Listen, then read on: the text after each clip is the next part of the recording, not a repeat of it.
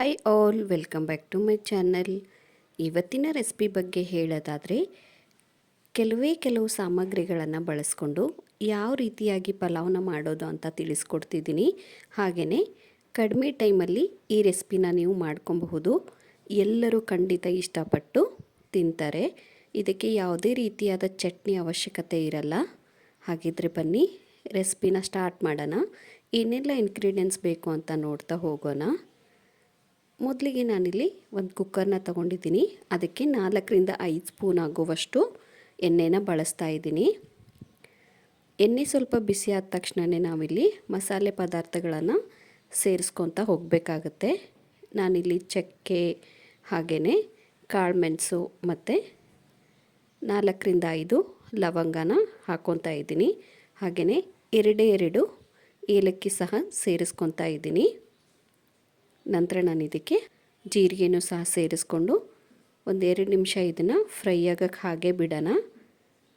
ನಾನಿಲ್ಲಿ 2 ಮೆಣಸಿನ್ಕಾಯಿನ ಈ ಥರ ಕಟ್ ಮಾಡಿಬಿಟ್ಟು ಸೇರಿಸ್ಕೊತಾ ಇದ್ದೀನಿ. ಮಸಾಲೆ ಪದಾರ್ಥಗಳನ್ನ ಜಾಸ್ತಿ ಹಾಕೋಕ್ಕೆ ಹೋಗಬೇಡಿ. ಹಾಗೆಯೇ 1 ಈರುಳ್ಳಿ ಕೂಡ ಬಳಸ್ತಾ ಇದ್ದೀನಿ. ಇವಾಗ ಇದನ್ನು 2ರಿಂದ 3 ನಿಮಿಷ ನೀಟಾಗಿ ಫ್ರೈ ಮಾಡ್ಕೊಳ್ಳೋಣ.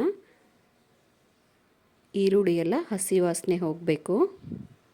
ಹಾಗೆಯೇ ನಾನು ಇದಕ್ಕೆ ಅರ್ಧದಷ್ಟು ಉಪ್ಪು ಕೂಡ ಸೇರಿಸ್ಕೊತಾ ಇದ್ದೀನಿ. ನಂತರ ಅರ್ಧದಷ್ಟು ಕೊತ್ತಂಬರಿ ಸೊಪ್ಪನ್ನು ಕೂಡ ಸಣ್ಣದಾಗಿ ಕಟ್ ಮಾಡಿಕೊಂಡಿದ್ದೆ, ಅದನ್ನು ಕೂಡ ಸೇರಿಸ್ಕೊಂಡು 1-2 ನಿಮಿಷ ಚೆನ್ನಾಗಿ ಬಾಡಿಸ್ಕೊಳ್ಳಿ.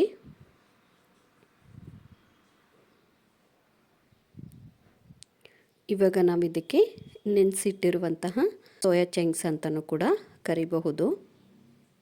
ಲೋ ಫ್ಲೇಮಲ್ಲಿಟ್ಟು ಚೆನ್ನಾಗಿ ಬಾಡಿಸ್ಕೊಳ್ಳಿ.